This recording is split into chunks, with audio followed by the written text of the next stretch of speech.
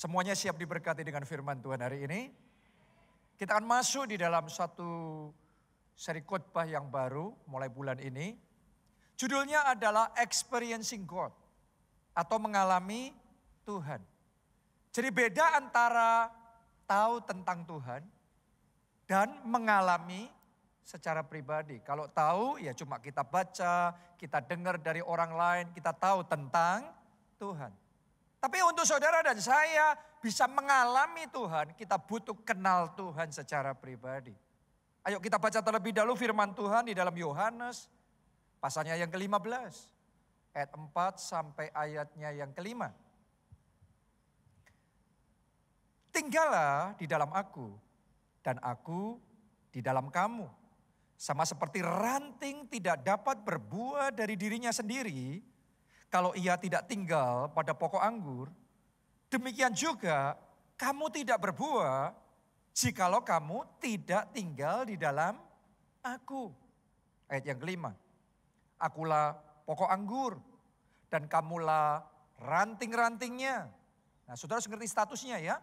Yang mana pokoknya, yang mana rantingnya. Karena kalau nggak ngerti statusnya nanti kita salah langkah, akhirnya kita yang susah. Ya. Akulah pokok anggur dan kamulah ranting-rantingnya, barang siapa tinggal di dalam aku dan aku di dalam dia. Berarti union ini, manunggal ini.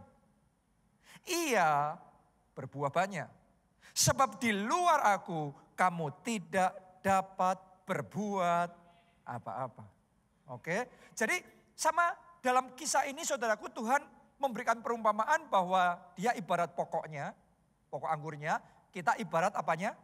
Ranting-ranting. Kalau ranting terpisah dari pokok, apa yang terjadi? Dia akan kering. Akhirnya mati. Makanya Tuhan ngomong, di luar aku kamu tidak bisa berbuat apa-apa. Tapi sebaliknya, kalau kita tinggal di dalam Tuhan. Tadi Yesus ngomong, kamu tinggal dalam aku dan aku di dalam kamu. Maka saudara, apa-apapun bisa. Doa saya yang tadinya powerless, Tuhan akan rubah jadi powerful. Yang tadinya serba tidak bisa, tapi mulai hari ini serba bisa. Sukacita bisa, happy bisa, menyelesaikan hutang bisa, mengatasi masalah bisa, mengalami pemulihan keluarga bisa, hidup berkemenangan bisa. Kuncinya adalah tinggal di dalam Tuhan, melekat dengan Tuhan. Jadi relationship with God, kenal Tuhan secara pribadi, bukan cuma tahu tentang Tuhan. Tapi kenal Tuhan secara pribadi. Doa saya, saudara hari ini datang ke gereja bukan cuma sekedar rutinitas. Bukan karena cuma orang Kristen saya harus beribadah, ya sudah saya ke gereja. Tapi kayak gak ada special relationship sama Tuhan. Saya berdoa hari demi hari, bulan demi bulan, tahun demi tahun. Hubungan kita sama Tuhan tambah dalam. Kita lebih kenal Tuhan secara pribadi. Kita lebih dekat, kita lebih intim dengan Tuhan. Jadi relationship-nya grows over the time. Melalui waktu hubungan semakin mendalam, semakin kuat. Sama halnya seperti kayak relationship hubungan secara pribadi. Hubungan saya sama Pastor Nita, saudaraku enggak langsung ketemu, langsung menikah kan. Itu hanya ada di Las Vegas sana mungkin. Orang lagi judi, stres, kalah banyak, mabuk, ketemu jatuh cinta, menikah, sehari besok bye-bye. Tapi kita nggak seperti itu. Yang namanya relationship itu dipupuk, yang namanya relationship itu berkembang dari waktu ke waktu, semakin maju, semakin bertumbuh. Hubungan saya dengan Pastor Nita juga sama seperti itu. Nggak tiba-tiba jadi seperti sekarang. Kita itu sudah kenal sejak SD dulu. Sejak SD, sejak dia masih SD, saya SMP, kita sudah kenal, kita tahu sama-sama di gereja, kita terlibat dalam pelayanan di gereja, di departemen remaja, di dalam gereja kita. Saya masih ingat waktu itu saya main musik, saya mimpin pujian, masih SMP, SMA waktu itu. Pastor Nita ketua doanya. Oke, ya dan kemudian kita tambah dekat. Telepon-teleponan. Kalau ditanya, ini cuma teman. Orang tua padahal sudah curiga, orang tuanya dia. Temen apa temen? Tapi kita yakin banget kita cuma teman saja waktu itu. Ya, sampai akhirnya saya selesai SMA, terus saya melanjutkan kuliah ke Amerika, sekolah Alkitab di Amerika. Zaman itu belum ada WhatsApp, belum ada BBM, BlackBerry Messenger. Zaman itu masih cuma telepon. Dan teleponnya pun juga telepon rumah. Belum pakai handphone dia. Oke, itu cuma telepon rumah pada waktu itu. Dan saya di sana, walaupun di Amerika telepon ke Indonesia mahal, saya berusaha sesering mungkin telepon, saudara. Karena cuma teman saja. Tapi hari demi hari, hubungan kita tambah bertumbuh. Sampai akhirnya saya selesai kuliah di Amerika, balik ke Indonesia baru kita jadian. Tadinya teman, akhirnya kita officially together. Apa itu di sana? Kayaknya banyak yang jomblo dan punya kerinduan khusus itu, saudara. Akhirnya di situ tadinya temenan, sekarang jadi pacar. Tapi nggak lama. Setelah itu dia gantian yang sekolah Alkitab di Amerika. Jadi waktu dia berangkat ke sana, dia nggak berangkat sendiri, saya antar dia, saudara. Sampai akhirnya dia menyelesaikan kuliah di Amerika, balik ke Indonesia. Kita sama-sama perintisan gereja di kota Jogja pada waktu itu. Dan Pak Obaja ngomong, wah nggak bagus ini. Pergi keluar kota terus tapi kok belum menikah. Sudah cepat nikah aja. Makanya kita pernikahan dini, saudara. Dia lagi umur 20, 21 sudah menikah. Ya saya umur 23, 24 pada waktu itu. Ya, tapi setelah itu terus hubungan bertumbuh. Dari Jogja kita bertumbuh, kita berkeluarga. Sampai hari ini kita punya 3 anak. Kita menjalani banyak hal bersama-sama. Jadi dari waktu ke waktu hubungan tuh ada yang namanya pertumbuhan. Doa saya hubungan saudara sama Tuhan bukan hubungan yang stagnan. Doa saya makin hari Anda makin dekat sama Tuhan, tambah dalam hubunganmu, tambah kenal secara pribadi, tambah ngerti sifatnya Tuhan kayak gimana. Bukan dari kata orang saja engkau tahu tentang Tuhan, tetapi secara pribadi engkau kenal Tuhan di dalam kehidupanmu. Jadi itu butuh waktu. Dan biasanya orang yang punya hubungan yang bertumbuh sama Tuhan, yang hubungannya alive.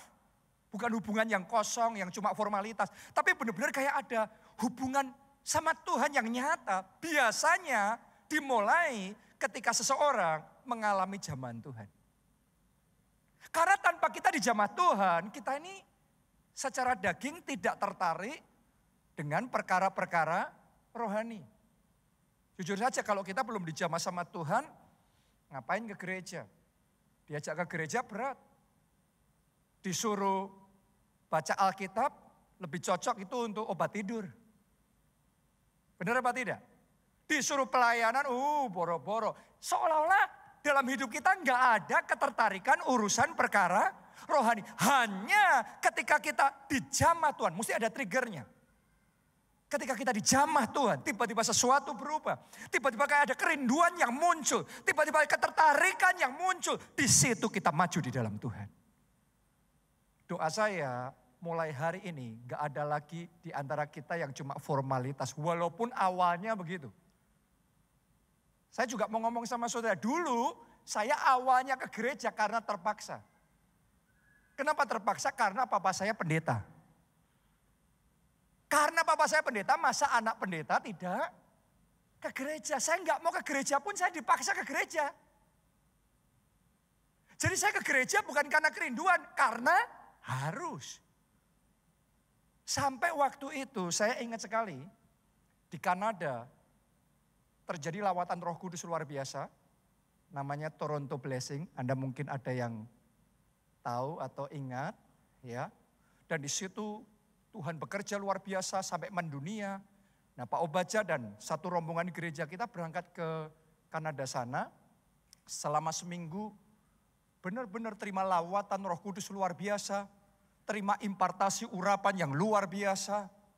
Dan ketika pulang, ternyata urapan itu benar-benar mengalir dahsyat. Dan lagi ibadah seperti ini, belum Pak Obaja maju, belum khotbah disampaikan, lagi pujian penyembahan. Itu benar-benar kayak suasananya penuh dengan Roh Kudus. Kehadiran Tuhan begitu nyata. Belum didoain, lagi pujian penyembahan. Orang-orang sudah pada rebah. Orang-orang sudah pada kepenuhan Roh Kudus. Saya masih ingat saya duduk di kira-kira bangku nomor 2 dari paling depan. Dan di tempat di mana saya duduk tanpa ditumpang tangani, di situ saya dilawat Tuhan. Di situ saya dijamah oleh Tuhan. Saya yang tadinya anak pendeta tapi nggak tertarik urusan gereja sama sekali. Tiba-tiba sejak saat itu seolah-olah ada api Roh Kudus yang menyala-nyala dalam hati saya. Tiba-tiba saya semangat sekali untuk mencari wajah Tuhan. Tiba-tiba perubahan terjadi dengan radikal. Dan dari situ saya sampai hari ini serahkan hidup saya untuk melayani Tuhan. Itu ibaratnya kayak secara kesehatan. Berapa banyak dari saudara yang mengalami seperti saya. Dikasih tahu tentang kesehatan seperti apapun kayaknya gak digubris. Orang tua mau nasihatin seperti apapun, hidup sehat, makan makanan yang sehat, jangan makanan yang berkolesterol, berlemak, ini itu jangan. Olahraga yang benar, tidurnya yang benar. Semua itu nasihat baik, tapi cuma masuk telinga kiri, keluar telinga kanan. Kayak nothing. Di hati ini kayak nothing. Sampai suatu saat, entah gimana kejadiannya setiap orang beda-beda. Kita ke laboratorium, kita cek, terus kemudian ke rumah sakit sama dokter dilihat banyak bintangnya. Apalagi mungkin ada yang ngalami, dokter memvonis ada penyakit ini, ada penyakit itu. Berapa banyak yang pernah ngalami kayak gitu, itu kayak jadi trigger. Tiba-tiba saja kita yang tadinya nggak punya waktu olahraga, sekarang bisa punya banyak waktu untuk berolahraga. Berapa banyak orang yang tadinya nggak bisa ngubah gaya makanannya. Kalau bisa makan enak, kenapa harus makan sehat? Kan gitu. Tapi entah gimana, sekarang tiba-tiba taste-nya berubah, seleranya berubah, semuanya berubah. Kenapa? Ada triggernya.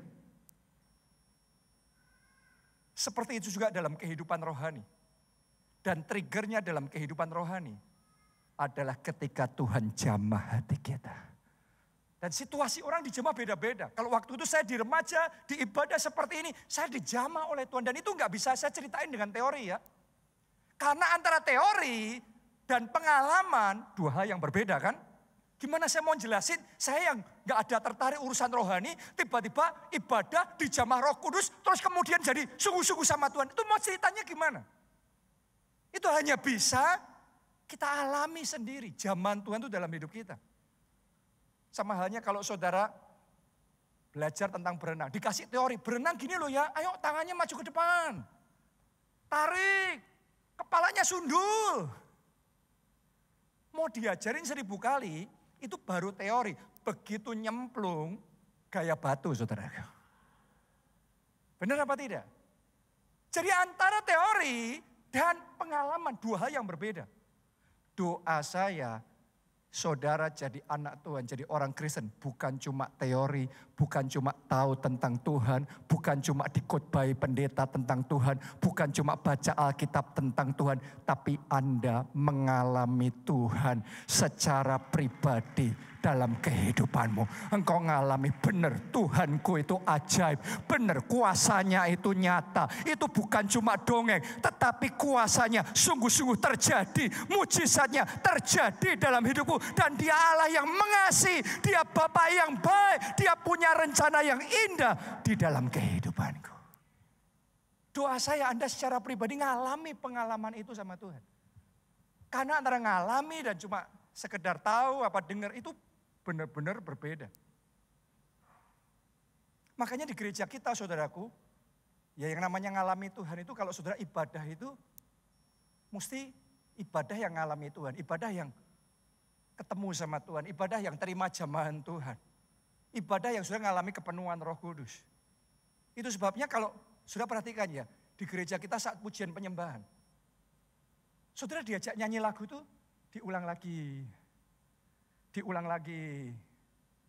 Diulang lagi. Kenapa? Karena itu kita sedang mengalami Tuhan. Kayak saudara makan makanan. Tahu makanan itu enak, beda sama mencicipi. Enak banget ini makanan. Terus nagih enggak? Nagih mau lagi dong. Padahal sudah tahu ini enak. Kalau cuma tahu itu enak kan titik. Tapi ketika ngalami, ngerasain enak, kita mau lagi. Kita mau lagi, saya mau ngomong sama saudara. Kalau saudara bukan cuma tahu Tuhan baik, tapi ngalami kebaikan Tuhan secara pribadi. Anda akan maunya lebih dalam lagi, tambah lagi. Ngalami kebaikan Tuhan yang lebih dan lebih lagi di dalam hidup saudara. Pujian menyembah juga seperti itu. Makanya di gereja kita bukan cuma nyanyi. Yang penting nyanyi 1 lagu, 2 lagu, selesai diulang sekian kali, selesai. Karena ini bukan tentang performance. Bukan tentang nyanyi. Nyanyi tidak selalu sama dengan menyembah memuji Tuhan. Orang yang gak kenal Yesus bisa gak nyanyi lagu rohani? Bisa, tapi pertanyaannya kalau mereka nyanyi lagu rohani, apakah artinya menyembah Yesus? Tidak. Saya berdoa di dalam setiap ibadah kita, Anda bukan cuma menyanyi, tetapi hatimu menyembah Yesus. Roh saudara mengagungkan Yesus. Dan engkau mengalami Tuhan secara pribadi. Jamahannya, kepenuhan rohnya itu terjadi lebih dan lebih lagi dalam hidup saudara. Tepuk tangannya yang paling meriah buat Tuhan kita. Haleluya. Alami Tuhan dalam hidup saudara. Saya bersyukur di gereja kita ini ada yang namanya Pondok Daud. Di gedung ini ya, biasanya tiap hari di lantai 8M. Ini kan lantai 7 ya. Di lantai 8M setiap hari jam 3 sampai sekitar jam 9 ya. Oke. Jadi kalau saudara mau Anda juga boleh ikut. Sebagian orang kalau belum ngalami sendiri, kita berpikir ngapain sih? Cuma datang, doa, nyanyi, pulang. Kalau saudara cuma nyanyi, pulang ya memang gak ngapa-ngapain, bosenin banget. Tapi tahu gak saudaraku, ada orang-orang yang datang di Pondok Daud, muji, nyembah Tuhan. Tapi di situ ngalami Tuhan, di situ merasakan kehadiran Tuhan. Tuhan begitu dekat, Tuhan jamah hatinya. Tadinya dia berbeban berat, tiba-tiba bebannya diangkat oleh Tuhan. Dia dapat kelegaan yang baru, dia terima penghiburan yang dari Tuhan. Berapa banyak orang di Pondok Daud doa cari wajah Tuhan. Karena bergumul, masalahnya banyak. Sakit penyakitnya bahaya sekali. Tapi sementara berdoa, kuasa Tuhan mengalir. Kuasa Tuhan menjamah, tiba-tiba penyakitnya disembuhkan. Sel-sel kankernya, dokter ngomong sudah stadium akhir. Tapi kemudian mengering, dilenyapkan. Dan kemudian terima kesembuhan. Kalau saudara ngalami itu secara pribadi, hubunganmu sama Tuhan gak cuma stagnan. Gak akan flat. Hubungan saudara sama Tuhan tambah hari. Lebih lagi ya Tuhan. Aku mau lebih lagi Tuhan. Bawa aku lebih lagi. Aku mau jalan sama Yesus lebih dan lebih lagi. Itu sebabnya alami Tuhan secara pribadi. Itu judul khotbah selama 3 bulan ke depan. Experiencing God. Kenapa kok 3 bulan? Sederhana, karena kita mau bicara tentang Allah Tritunggal. 3 di dalam 1. Allah Tritunggal itu terdiri dari apa? Siapa saja? Allah, Bapa, God the Father. Yang kedua, God the Son. Yang ketiga, God the Holy Spirit. Allah Bapa, Allah Anak, dan Allah Roh Kudus. Saya mau kita bisa pahami ya, satu demi satu dimensi Allah Tritunggal ini. Dimulai dari Allah Bapa dulu, itu yang selama sebulan akan kita bahas. Experiencing God the Father. Nanti bulan depan, experiencing Jesus, God the Son. Dan bulan Mei nanti, experiencing the Holy Spirit. Oke, nah maksudnya bedanya gimana ini? Kita mulai dari Allah Bapa dulu. Allah Bapa itu dicatat dalam Alkitab, Allah yang bersemayam di atas kita. Bersemayam di atas pujian dan penyembahan umatnya.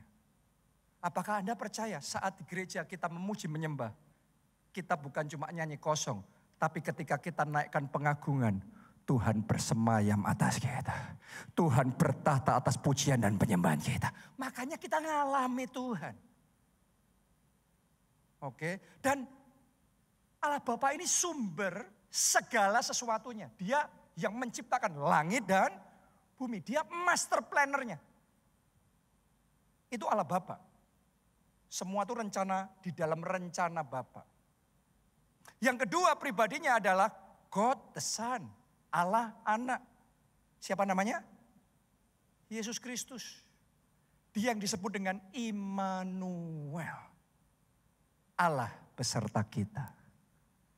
Kalau saudara jalan sama Yesus, sadarilah Anda tidak pernah dibiarkan sendiri menghadapi tantangan yang terjadi dalam kehidupan saudara. Selalu ada Immanuel.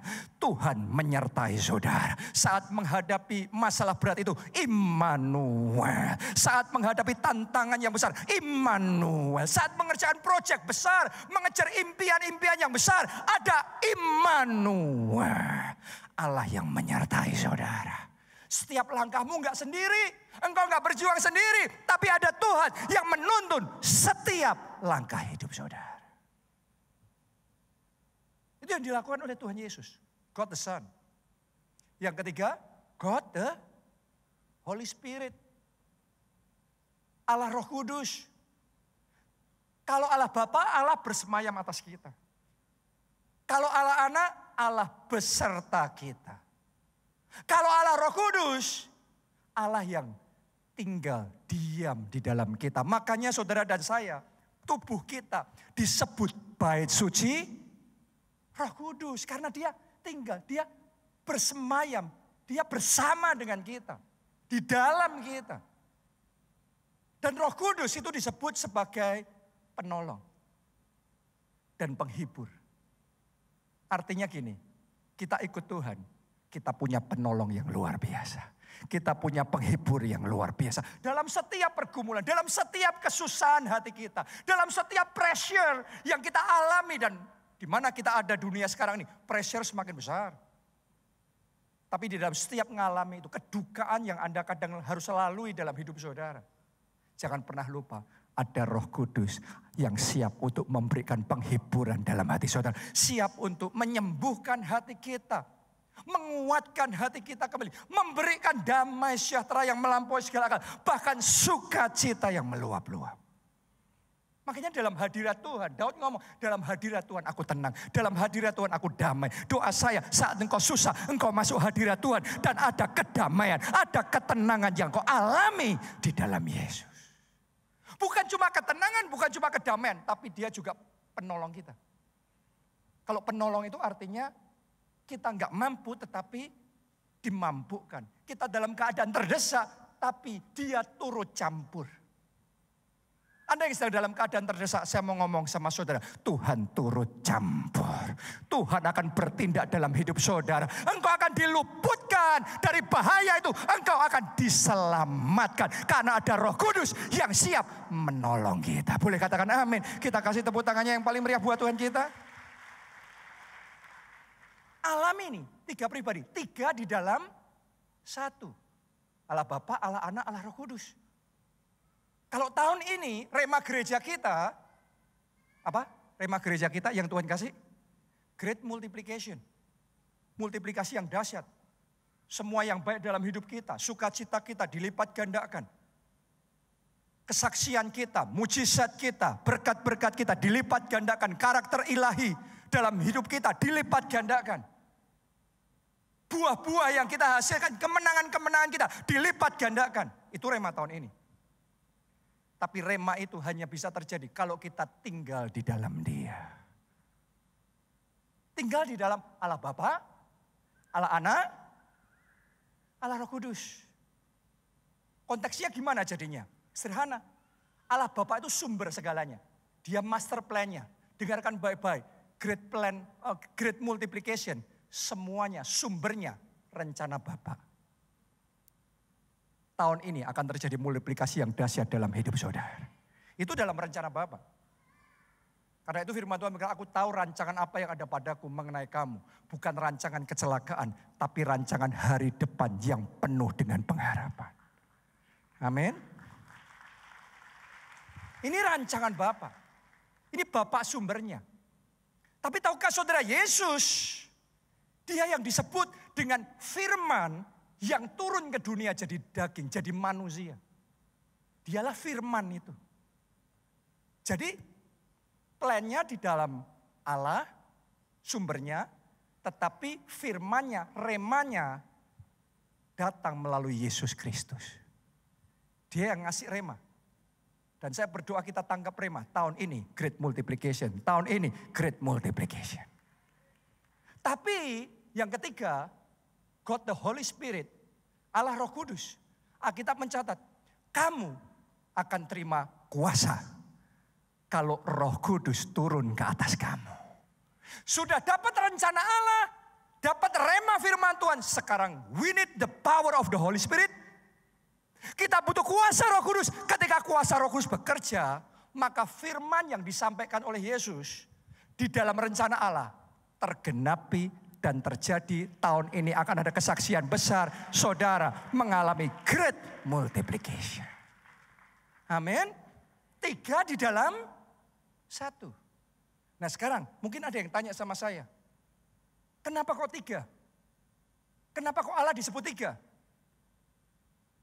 Masih ingatkah saudara kisah ketika Tuhan Yesus turun ke dunia jadi manusia, terus kemudian dia dibaptis oleh Yohanes Pembaptis? Masih ingat? Alkitab mencatat dia masukkan dalam air, setelah itu dia keluar dan kemudian ada Roh Kudus turun seperti burung merpati. Setelah itu terdengar suara dari surga, inilah anak yang kukasihi, kepadanya lah aku berkenan. Coba renungkan setting ini saudaraku. Tempatnya sama, waktunya persis sama. Tetapi 3 pribadi ini dicatat semuanya. Ada Yesus Kristus, ada Holy Spirit, Roh Kudus, dan ada Allah Bapa. Makanya kita ngomong 3. Tapi walaupun 3, bukan 3 yang terpisah. 3 dalam 1. Saya mau ngomong sama saudara, kita orang Kristen tidak menyembah 3 Allah. Kita menyembah 1 Allah.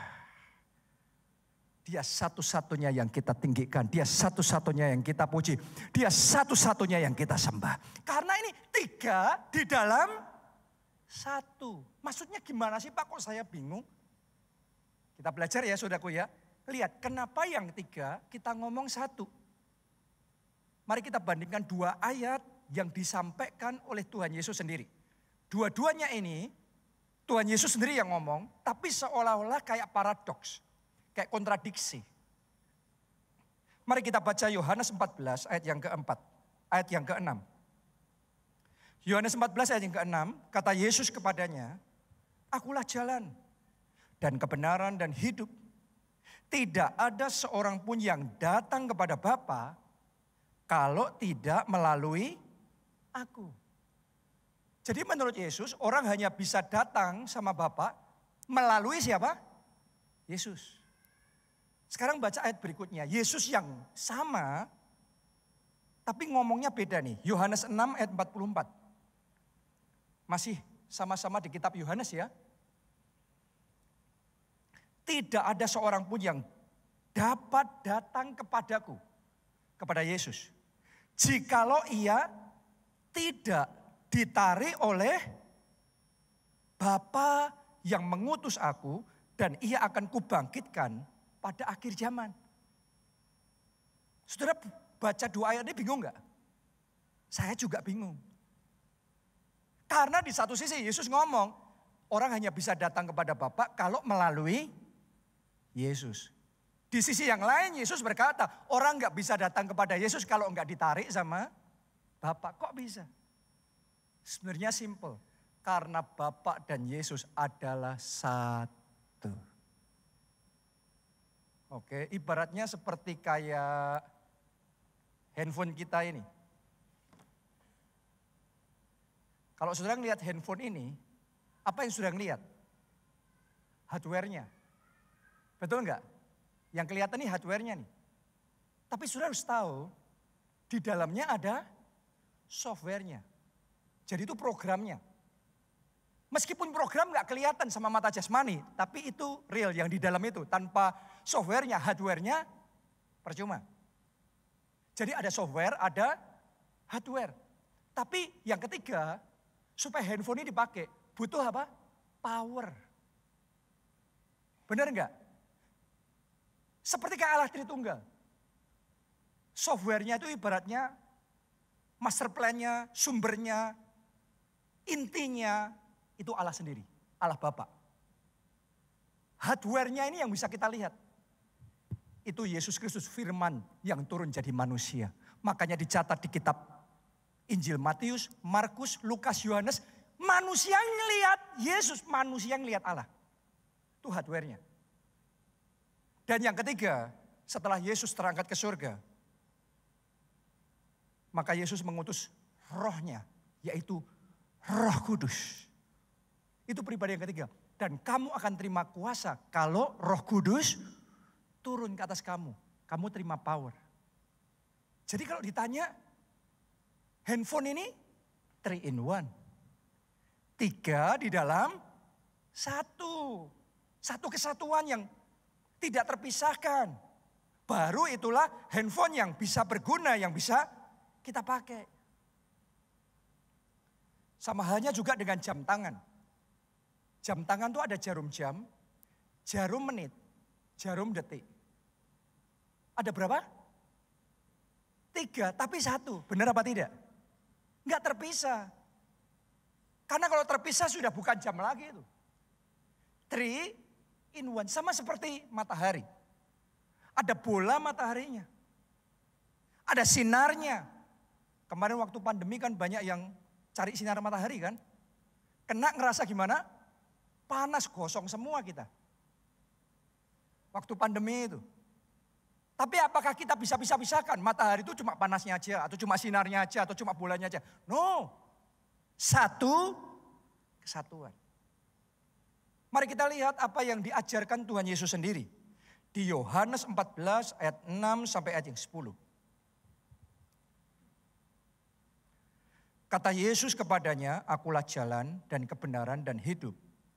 Tidak ada seorang pun yang datang kepada Bapa kalau tidak melalui aku. Sekiranya kamu mengenal aku, pasti kamu juga mengenal Bapakku. Boleh lihat ke sini dulu saudaraku. Yesus ngomong apa tadi? Kalau kamu kenal aku, kamu sama dengan kenal Bapakku. Kenapa? Karena Yesus dan Bapa adalah satu. Saya nggak bisa ngomong sama saudara, kalau kamu kenal saya berarti kamu pasti kenal Papa saya, Pak Obaja. Belum tentu. Yang dikenal Pak Obaja belum tentu saya kenal. Yang saya kenal belum tentu Pak Obaja kenal. Tapi kalau Yesus sama Bapa itu bukan terpisah. Yesus di dalam Bapa, Bapa di dalam Yesus. Mereka satu. Lanjutin lagi. Sekiranya sekarang ini kamu mengenal dia dan kamu telah melihat dia. Kata Filipus kepadanya, Tuhan tunjukkanlah Bapa itu kepada kami. Itu sudah cukup bagi kami. Yesus ngomong, kamu melihat aku, kamu melihat Bapa. Tapi Filipus bingung saudaraku. Tunjukkan Bapa. Dia merasa belum pernah melihat Bapa. Kok Yesus ngomong sudah ngelihat Bapa? Filipus ngomong tolong tunjukkan mana Bapa. Mari kita lihat jawaban Yesus. Ayat 9. Kata Yesus kepadanya, telah sekian lama aku bersama-sama kamu Filipus. Namun engkau tidak mengenal aku. Barang siapa telah melihat aku, ia telah melihat Bapa. Bagaimana engkau berkata, tunjukkanlah Bapa itu kepada kami. Tidakkah engkau tidak percayakah engkau bahwa aku di dalam Bapa, Bapa di dalam aku. Apa yang aku katakan kepadamu, tidak aku katakan dari diriku sendiri, tetapi Bapa yang diam di dalam aku, dialah yang melakukan pekerjaannya. Jadi Bapa dan Yesus adalah satu. Mereka bukan terpisah, bukan dua. Mereka satu. Roh Kudus juga sama, satu. 3 in 1. Ibaratnya yang mungkin bisa lebih mudah memperjelas buat kita. Ini air, bentuknya apa? Liquid ya, cairan ya. Air yang sama, kalau saya masukkan ke kulkas, bentuknya jadi apa? Es batu. Tapi masih tetap air enggak? Masih. Air yang sama ini, kalau saya panaskan sampai titik didih, apa yang terjadi? Menguap dia. Sekarang bentuknya berubah jadi uap. Pertanyaan saya, mau itu bentuk cairan, mau bentuk itu es beku, mau bentuk itu uap, tetap air apa tidak? H2O nih. Jadi saya mau ngomong sama saudara, sama halnya seperti itu. Allah Tritunggal, Allah Bapa, Allah Anak, Allah Roh Kudus, 3 di dalam 1. Oh, saya berdoa mulai hari ini Anda gak bingung lagi dan gak perlu berkecil hati kalau diserang sama orang di luar sana. Katanya Allahnya orang Kristen ada 3. Punya istri lagi dan kemudian bisa melahirkan anak. Mereka gak kenal konsep Tritunggal ini. Mereka hanya mencemooh. Tapi hari ini saya berdoa kita semua bertumbuh dalam pengenalan kita akan Allah lebih dalam. Kita tahu dia adalah Allah Tritunggal, Allah Bapa, Allah Anak, Allah Roh Kudus. 3 di dalam 1. Dan lebih lagi kerinduan saya adalah kita semua mengalami Tuhan secara pribadi. Karena itu yang paling penting, lebih dari segalanya. Kita baca dulu 1 Korintus 13 ayat yang ke-12. Ini yang dikatakan Rasul Paulus, karena sekarang kita melihat dalam cermin suatu gambaran yang samar-samar. Samar-samar itu kelihatan enggak? Ya kelihatan ya tidak, benar apa tidak? Ngelihat tapi enggak jelas. Samar-samar.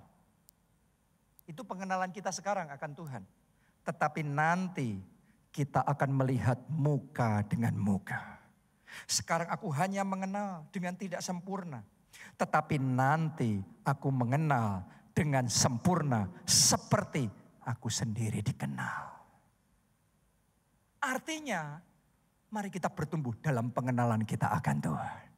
Hari demi hari doa saya Anda jadi orang Kristen, Anda jadi anak Tuhan, ikut Tuhan. Jangan stagnan, hubungan sama Tuhan jangan jalan di tempat. Jangan cuma kayak rutinitas biasa. Doa saya, makin hari Anda makin kenal Tuhan secara pribadi dalam hidup saudara.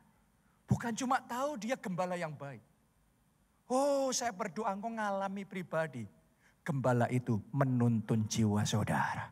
Setiap langkah hidupmu dituntun oleh Tuhan. Kalau kamu berbuat kesalahan, kalau saudara sempat menyimpang, gembala yang baik meluruskan jalan hidup saudara. Kalau saudara nggak tahu apa yang harus engkau perbuat, keputusan mana yang harus kau ambil, pekerjaan mana yang harus engkau tekuni, Gembala agung itu yang memberikan tuntunan kepada saudara. Dia yang menetapkan langkah-langkah orang yang hidupnya berkenan kepadanya. Kalau Anda mengalami tuntunan itu secara pribadi dalam hidup saudara, engkau akan berkata sama seperti Daud, benar dia gembala yang baik. Aku tidak jalan sendiri, aku tidak takut bahaya karena dia selalu menuntun hidupku. Kita kasih tepuk tangannya pula yang paling meriah buat Tuhan kita. Alami itu. Banyak orang cuma tahu kebaikan Tuhan. Banyak orang cuma tahu kasih Tuhan. Tapi saya berdoa mulai hari ini engkau mencicipi kasih Tuhan itu. Itu yang dikatakan dalam Alkitab, kecaplah. Dan lihatlah betapa baiknya Tuhan itu. Tahu Tuhan itu baik sama mengecap kebaikan Tuhan. Dua hal yang berbeda. Tahu Tuhan sanggup menolong, tapi ketika kita dalam kondisi terdesak, gak ada jalan keluar lagi. Keluarga kita, teman-teman kita menolak kita. Kita terjepit dan kita hampir habis. Kita berseru-seru sama Tuhan. Kemudian tangannya terulur. Dengan ajaib kita diluputkan. Kemudian kita menerima kelegaan yang baru. Maka saudara akan bisa berkata, dialah Tuhan benteng keselamatanku. Dialah pengharapanku. Dialah penolong dalam kehidupanku. Ngalami Tuhan. Karena kalau saudara ngalamin Tuhan secara pribadi, saudara enggak curiga lagi sama Tuhan. Gak salah sangka lagi. Banyak orang karena gak kenal Tuhannya jadi salah sangka sama Tuhan. Salah mikir sama Tuhan. Berapa banyak orang Kristen saya dengar di telinga saya sendiri yang ngomong. Sakit penyakitnya, masalahnya, musibahnya yang terjadi karena Tuhan. Jadi yang ngasih penyakit Tuhan, yang membuat dia bangkrut Tuhan, yang membuat dia kena masalah Tuhan. Seolah-olah Tuhan yang membuat hidup kita jelek banget, susah banget. Kita hanya ngomong gitu kalau kita belum kenal Tuhan. Tapi kalau orang sudah mengecap pribadi Tuhan, kebaikan Tuhan, Anda nggak bisa ngomong begitu. Karena engkau akan tahu dari Tuhan yang engkau sembah, Allah Bapa itu nggak ada kejahatan sama sekali. Yang ada dia Allah yang baik. Kalau dia suruh kita melakukan sesuatu semata-mata hanya mendatangkan kebaikan. Tujuannya hanya kebaikan di dalam hidup kita. Imanmu bertumbuh. Kalau enggak semakin hari semakin lemes. Ikut Tuhan isinya ditulai dengan masalah, sakit penyakit, persoalan. Berapa banyak orang kayak gitu. Berpikirnya salah. Berapa banyak orang yang berkata, kalau ikut Tuhan tuh awal-awal enak. Karena kalau doa sebentar dijawab. Banyak mujizatnya. Tapi nanti kamu tunggu, kalau semakin lama kamu ikut Tuhan, semakin lama jawaban doanya, semakin sedikit mujizatnya. Karena kamu harus diproses dulu. Jadi kamu gak bisa berharap terlalu banyak. Itu kalau saudara belum benar-benar kenal Tuhan, saudara ngomong begitu. Tapi kalau saudara kenal Tuhan secara pribadi dan ngalami dalam hidup saudara, Anda akan ngomong jalan sama Yesus itu ajaib. Ketika kita jalan sama Tuhan, Dia akan bawa kita from glory to glory. Dari kemuliaan pada kemuliaan yang semakin besar, semakin hebat, semakin luar biasa. Kiranya yang seperti itu engkau alami dan jadi kesaksian pribadi di dalam kehidupan saudara. Anda ikut Tuhan hari demi hari, tahun demi tahun. Engkau melihat kemuliaannya dinyatakan semakin dahsyat dalam hidup saudara. Kalau saudara kenal Tuhan pribadi kayak gitu, nanti Anda akan punya kesaksian seperti itu. Dan saudara gak gampang curiga sama Tuhan. Banyak orang terus kecewa sama Tuhan. Terus kemudian mundur dari Tuhan. Kenapa? Karena gak kenal Tuhan. Salah sangka sama Tuhan.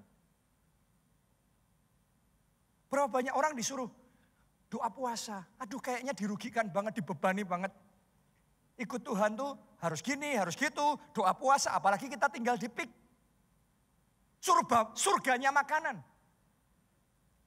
Kalau bisa makan enak, ngapain gak makan?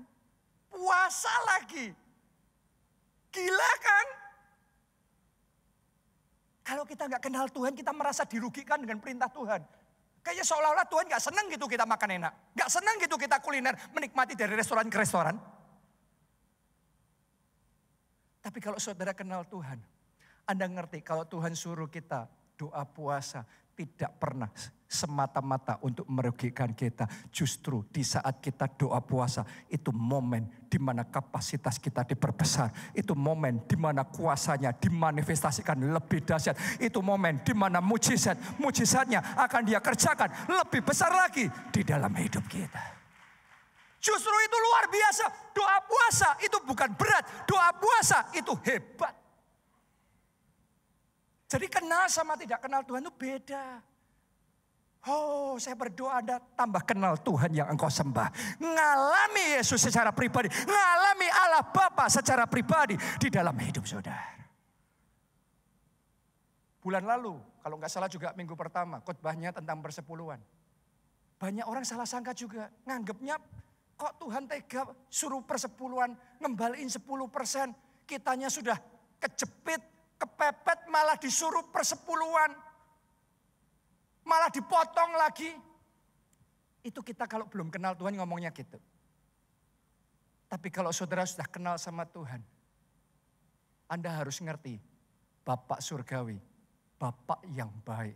Gak pernah motong-motong berkatmu, gak pernah diskon-diskon masa depanmu, ngurangin-ngurangin jatahmu. Gak pernah. Kalau Dia suruh kita mengembalikan persepuluhan semata-mata justru dia mau membukakan tingkap-tingkap langitnya. Dia mau mencurahkan berkatnya, mau menambahkan, mau melipat kali gandakan sampai berkelimpahan.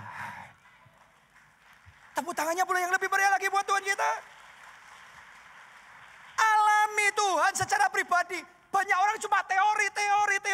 Kalau belum mengalami susah ngomong ya. Susah ngomong. Paling cuma debat kusir.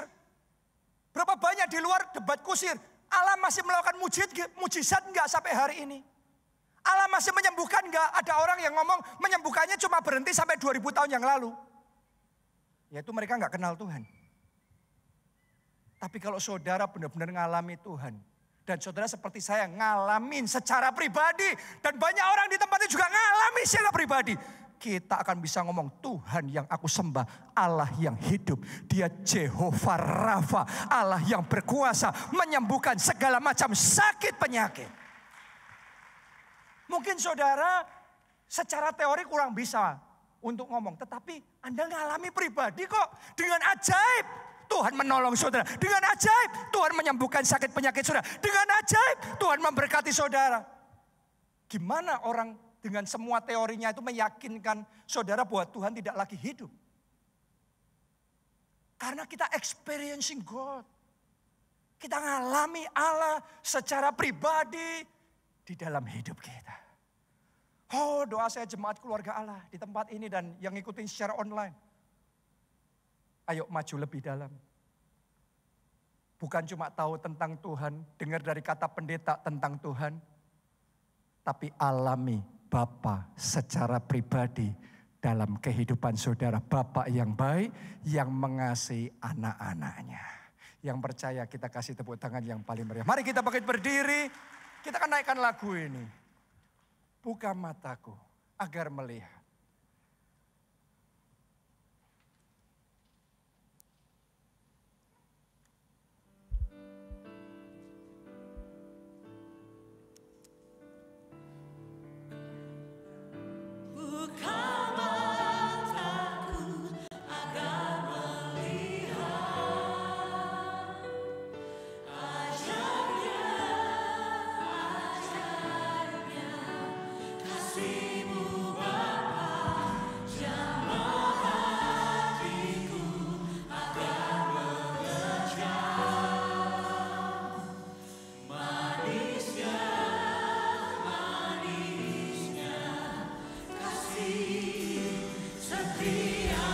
Mari angkat dua tangan tinggi-tinggi, katakan bersama.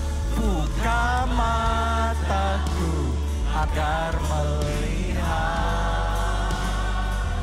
ajaibnya, ajaibnya kasih-Mu Bapa, jamah hatiku agar mengejar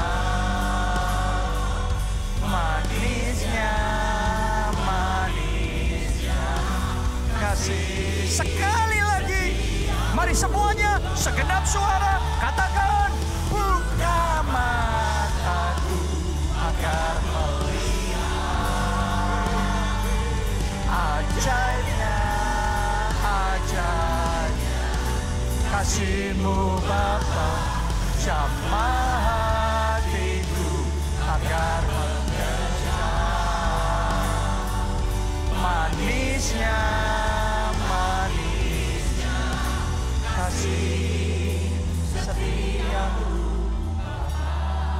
Boleh lihat ke depan sini.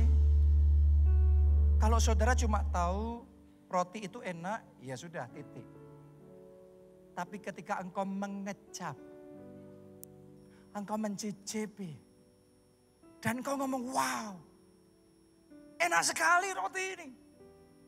Engkau akan mau tambah lagi. Tambah lagi, bahkan mungkin engkau beli, engkau kirimkan sama teman, engkau kirimkan sama keluarga. Enak banget ini. Kenapa? Itu bedanya tahu dan mengalami. Doa saya engkau mengalami Tuhan secara pribadi di dalam kehidupanmu. Sekretaris saya, saudara yang tahu Ibu Leni. Zaman sekitar berapa ya? 20 tahun yang lalu. Dia masih kuliah di Jogja pada waktu itu. dia divonis sama dokter kanker otak stadium akhir. Umurnya kalau nggak salah cuma 3 atau 6 bulan saja. Vonis dokter. Gak ada harapan secara manusia. Tapi dia datang ibadah di gereja kita berdoa bersama-sama. Kita berseru kepada Allah Jehovah Rafa. Allah yang menyembuhkan. Dan di situ kuasa Tuhan bekerja. Tuhan jamah. Kankernya dilenyapkan. Kesembuhan terjadi. Dicek di dokter di Jogja bersih. Orang tuanya sendiri nggak percaya. Dibawa dokter Solo apa Semarang, cek lagi bersih. Nggak percaya, bawa ke dokter Jakarta, bersih. Baru percaya, benar Jehovah Rafa. Allah yang menyembuhkan. Kalau sudah mencicipi kayak gitu, mana bisa didebat. Allah menyembuhkannya cuma 2000 tahun yang lalu. Nggak bisa. Kenapa? Kita ngalami Tuhan secara pribadi dalam hidup kita. Gak cukup ikut Tuhan, gak cukup ke gereja, tahu tentang Tuhan. Alami Tuhan secara pribadi dalam hidup saudara. Dan tahukah saudara, pengalaman kita bersama Tuhan dimulai dari kenal Tuhan dulu. Kenal Tuhan itu dimulai dari kita buka hati, undang Yesus, masuk jadi Tuhan dan Juru Selamat. Kenapa? Alkitab ngomong, barang siapa percaya kepada Yesus, ia diberi kuasa menjadi anak-anak Allah. Allah Bapa. Baru di situ Anda lahir baru jadi anak Bapa. Perjalananmu sama Bapa dimulai. Engkau tambah kenal sama Bapa. Karena itu saya mau memberikan kesempatan buat saudara yang belum pernah terima Yesus sebagai Tuhan dan Juru Selamat. Ayo buka hati. Undang dia masuk dalam hidupmu. Jadi Tuhan dan Juru Selamatmu. Maka yang pertama, engkau terima pengampunan dosa. Yang kedua, engkau terima jaminan keselamatan. Pasti, bukan moga-moga, pasti bisa masuk surga. Anda yang mau terima anugerah itu, ayo buka hati, tutup mata saudara. Kita angkat 2 tangan kita, ikuti doa ini. Katakan, Tuhan Yesus, masuklah dalam hatiku. Jadi Tuhan dan Juru Selamatku. Ampuni dosa-dosaku. Selamatkan aku ya Tuhan. Mulai saat ini hidupku milik Yesus. Aku mau ikut Yesus, melayani Yesus seumur hidupku. Terima kasih Tuhan. Aku percaya aku sudah diselamatkan. Amin. Kita kasih tepuk tangannya pula yang paling meriah buat Tuhan kita. Sekarang yang berikutnya, ayo persiapkan hati masuk dalam perjamuan kudus. Roti dan anggur itu yang sudah Anda terima, Anda persiapkan. Bapak Ibu yang mengikuti secara online juga bisa mempersiapkan roti dan anggur. Bisa diganti dengan sirup atau teh. Intinya sarana yang layak mengikuti perjamuan kudus. Anda yang di sini yang belum menerima boleh angkat tangan supaya petugas bisa membantu. Yang belum menerima, sebelah sana tolong dibantu. Ada yang belum menerima, ada lagi kah yang belum menerima? Oke. Tahukah saudara, perjamuan kudus ini bukti kasih Tuhan kepada kita. Dia bukan cuma teori ngomong mengasihi, tapi dia all out. Serahkan tubuh darahnya untuk kita supaya kita yang percaya tidak binasa melainkan beroleh hidup yang kekal. Jadi mari bersama-sama kita angkat roti itu di tangan kanan kita. Malam itu dalam perjamuan terakhir Tuhan Yesus bersama dengan murid-muridnya. Ia mengangkat roti, kemudian memecah-mecahkannya. Serta berkata, inilah tubuhku yang diserahkan bagi kamu sekalian. Perbuatlah ini setiap kali kamu mengingat aku. Apakah engkau percaya yang kita angkat ini bukan lagi roti biasa. Tetapi dengan iman kita katakan seperti yang Yesus katakan. Inilah tubuhku, inilah tubuh Kristus. Apakah Anda tahu ketika kita melakukan ini, sesungguhnya kita sedang masuk dalam persekutuan dengan tubuh Kristus. Sehingga kita manunggal dengan Kristus. Kita di dalam Dia, Dia di dalam kita. Anda yang mau masuk dalam persekutuan yang lebih dalam lagi dengan Kristus, ayo kita terima bersama-sama dalam nama Tuhan Yesus.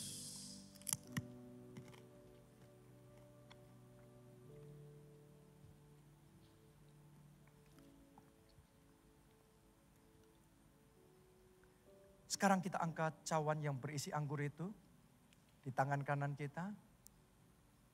Saya tuh merasakan ya saudara, bisa lihat ke depan sini dulu sebentar. Di perjamuan kudus ini akan ada orang-orang yang terima kesembuhan ilahi dari sakit penyakit saudara. Tapi untuk itu terjadi Anda harus mengharapkannya. Pengharapan akan Allah tidak mengecewakan. Yang haus dipuaskan, yang lapar dikenyangkan. Jadi kalau saudara ikut perjamuan kudus tanpa berharap apa-apa ya, saudara nggak ngalami apa-apa. Tapi ketika engkau percaya di dalam darah Kristus ada kuasa kesembuhan ilahi, maka ini akan jadi momen kesembuhan ilahi terjadi dalam hidup saudara. Mari angkat cawan itu di tangan kanan kita. Demikian pula Tuhan mengangkat cawan itu dan berkata, inilah darahku, darah perjanjian baru. Perbuatlah ini setiap kali kamu mengingat aku. Apakah engkau percaya saat ini kita sedang mengingat pengorbanannya di kayu salib. Dan yang kita lakukan ini adalah kita masuk di dalam persekutuan dengan darah Kristus. Apakah Anda percaya ada kuasa di dalam darah Kristus? Apakah engkau percaya darah Kristus sanggup melenyapkan segala macam sakit penyakit. Dan mendatangkan kesembuhan, kesehatan dalam hidup saudara. Mari terima bersama dalam nama Tuhan Yesus.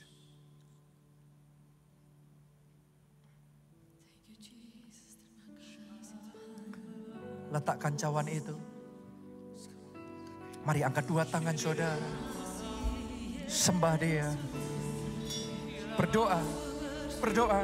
Ora la basyara la. Ora la basyara la. Ira la basyara la. Sikira la. Haleluya. Kuasanya sedang mengalir saat ini. Kuasa kesembuhan itu sedang mengalir sekarang. Saudara siap? Ada siap? Sekarang in the name of Jesus. Dalam nama Yesus. Oleh bilur-bilur Kristus. Sembuh. Sembuh. Sembuh. Dalam nama Yesus segala macam sakit penyakitmu dilenyapkan. Sesa kanker itu mengering sampai ke akar-akarnya. Migran, vertigo dilenyapkan. Terima kesembuhan saudara saat ini. Terima kuasa kesembuhan yang dari Tuhan. Mengalir, mengalir, mengalir, mengalir. Sekarang.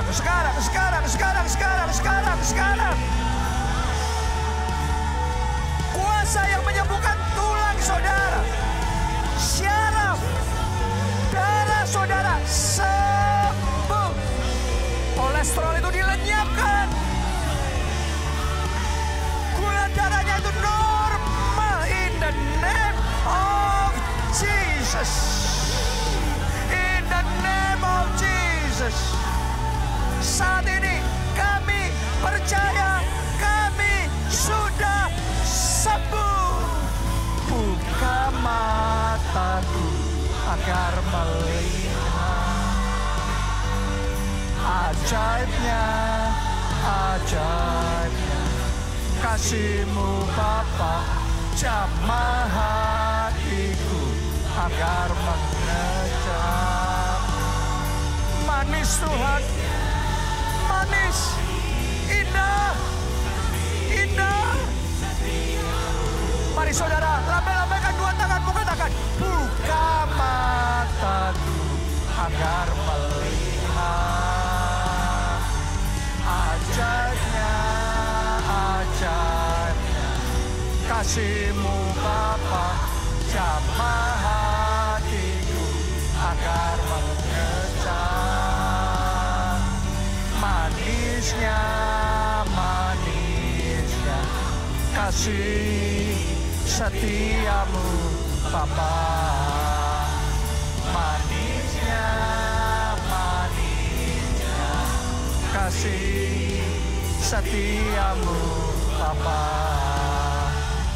manisnya, manisnya kasih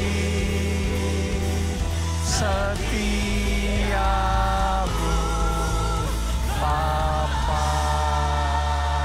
Haleluya. Terima kasih. Haleluya. Mari angkat dua tangan saudara dan terima berkat Tuhan ini.